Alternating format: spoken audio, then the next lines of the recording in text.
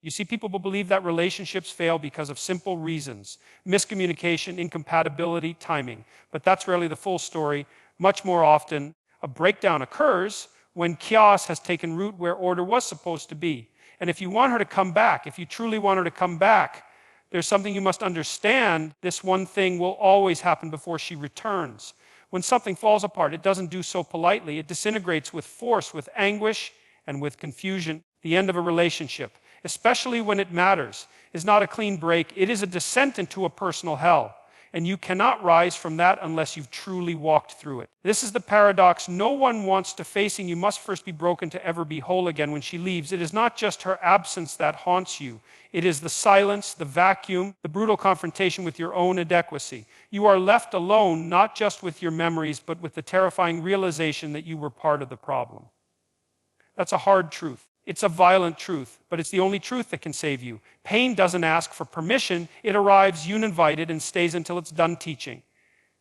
And most men run from it. They distract themselves with noise, with women, with drink, with endless scrolling and shallow conversation. But pain ignored becomes rot. Suffering postponed becomes decay. The only path out is through. You must stare directly into the abyss of yourself. That means examining every lie you told, every moment you stayed silent when you should have spoken, every time you folded when you knew you should have stood like a man. It's not comfortable, dignified. It's certainly not easy, but it's honest. And nothing real begins without honesty. There is a mythological structure to all deep change. You fall before you climb. You die before you resurrect. You must go underground, psychologically, spiritually, emotionally. That's what happens before she ever comes back. That's what happens before life trusts you with a second chance. And the descent isn't optional. It's archetypal. The hero always enters the cave. The knight always fights the dragon. The soul must first lose itself before it can find anything worth living for. And when you lose her, you lose your sense of identity, your rhythm, your meaning. That's why it hurts so much, because part of you dies with her departure. But here's the critical pointing that death is necessary. What must die is the man who couldn't keep her, the man who took her for granted, the man who outsourced his strength. That man must be buried properly, deeply, so something new can emerge. And that process is violent. It rips your ego apart. It demolishes your certainty. It scorches the lies you've told yourself for years. Don't numbness for progress. Many try to bypass the suffering by pretending it doesn't matter. But numbness is a mask for the cowardice of not confronting your own failure. And until you face your part in the collapse, no transformation is possible. You'll just drag the same broken self into the next chapter and repeat the same damn story. It's in that chaos that clarity is born. It's only when the noise fades, when distractions lose their taste, when the loneliness becomes unbearable, that you begin to see what you really are. And it's almost always smaller than you thought. That's painful, but it's also your first brush with truth. And truth, though it burns, also liberates. The descent reveals what you've been avoiding: your laziness, your pride, insecurity, your lack of vision, your refusal to lead. She didn't leave because of the weather. She didn't walk away because of chance. Something in you disqualified itself, and that must be faced head on. This collapse is not a punishment. It's an invitation to rebuild on firmer ground. But only if you're willing to let go of the rubble. You can't bring the old patterns with you. You can't keep the excuses, the victimhood, the soft betrayal of your own potential. Everything that isn't solid must go. And that's terrifying, because men build their entire identity around what they know, what they control, and what they can predict. But growth laughs at predictability. Transformation requires risk. You have to become something unfamiliar. You have to outgrow yourself. There's no map for the chaos. You don't get instructions, you get silence. You get suffering. And get the chance to either collapse completely or to start climbing inch by brutal inch. And those who climb become something different, something rare, something magnetic. Women can sense when a man has walked through fire and come out forged, not bitter, not burned, but disciplined, clear, focused. That presence can't be faked. It's earned through sweat, blood, and brutal self-examination. The descent is lonely, but loneliness is a crucible. It tests what you're made of. It strips away every layer of performance. You learn in those dark nights whether you're truly capable of standing on your own. And if you do stand, eventually, you stand taller than before. Do not wish the chaos away. It is not your enemy. It is your forge. It is where the boy dies and the man begins. It is where passivity burns, responsibility is born. It is where dreams are no longer fantasies, but visions demanding sacrifice. Every time you age, you're being shaped. Every regret becomes raw material. Every tear waters the ground that your new self will rise from. There are no wasted wounds if you face them honestly. Pain becomes purpose when you choose to grow through it. The man she left is not the man she might return to. The man she left was incomplete, confused. The man who rises is grounded, calm, focused, not for her, but for something far larger than her, for life itself, for meaning. And that shift, that internal revolution, always begins in the ruins.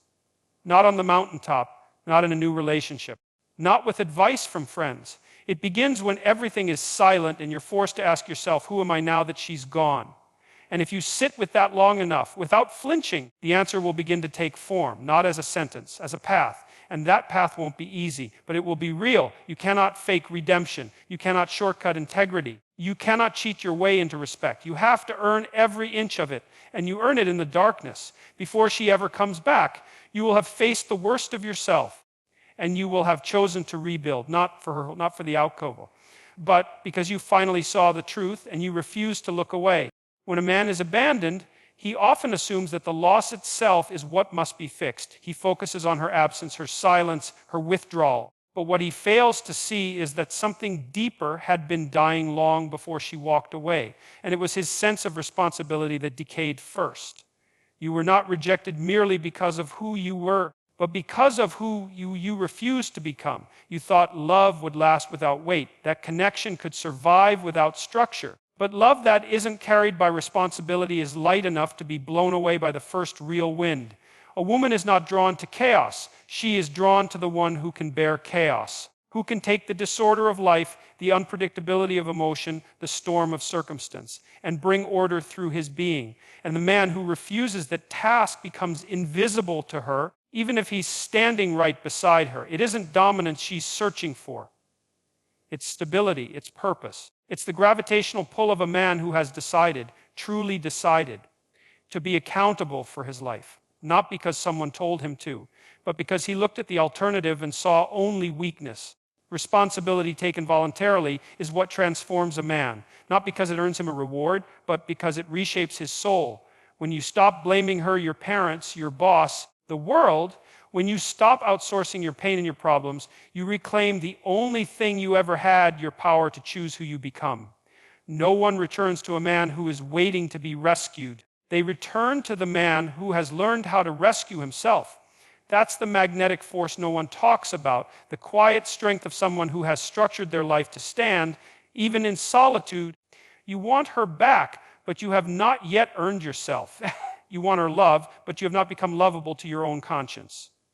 Until you can look in the mirror and respect what you see, she will not feel the pull to return. Attraction is not created by desire, it is created by discipline. Responsibility is not a burden when chosen.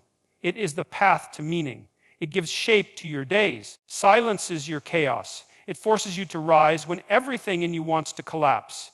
And that internal battle, that private war you win in silence, is what makes you attractive again. You cannot posture your way into being wanted. She doesn't care about your facade. She feels the truth underneath it. She senses whether you are anchored or drifting.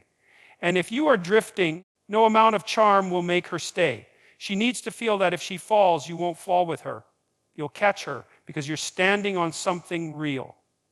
Responsibility reorganizes the male psyche. It divides the boy from the man. The boy seeks escape, the man seeks order. The boy blames circumstances, the man builds regardless of them.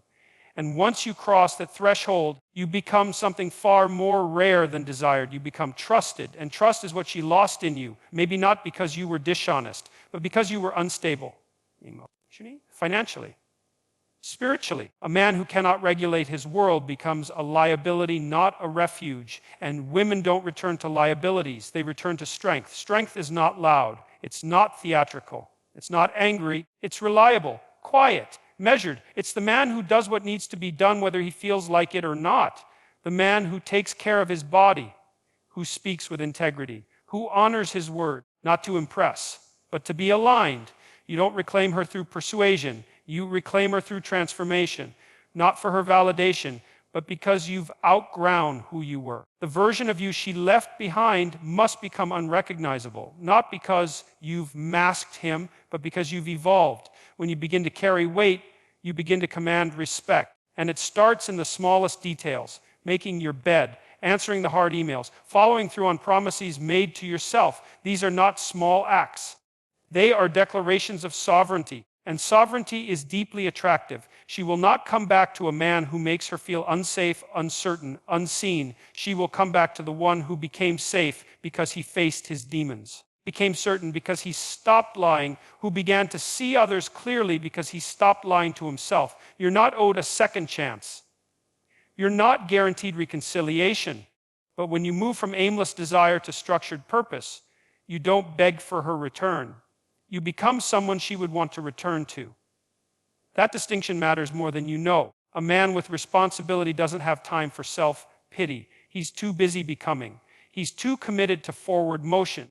And that momentum, that steady climb back into competence and clarity, is what shifts your entire presence. You cannot fake responsibility. The world exposes pretenders. It tests your convictions. And every test passed adds something permanent to your character.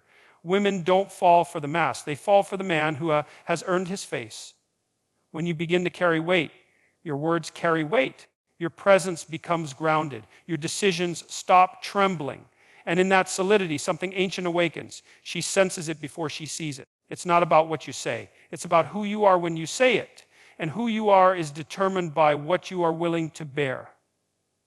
If you carry nothing, you are nothing but decoration. But if you shoulder the full gravity of your potential, you become a foundation. And foundations are rare in a collapsing world. Don't chase her. Don't perform for her. Don't plead. Rise, not theatrically, not strategically. Rise sincerely. And if she sees that rise, if she sees that you are no longer who you were, she will feel that shift before you ever open your mouth. You were not left so that you could remain broken. You were left so you could finally build. And not just a new relationship, but a new life. A life led by order, integrity, and earned strength. Responsibility is the cornerstone of manhood. It is the call to become who you were meant to be. Not because anyone else needs you to, but because your own soul is tired of your excuses. It's tired of waiting.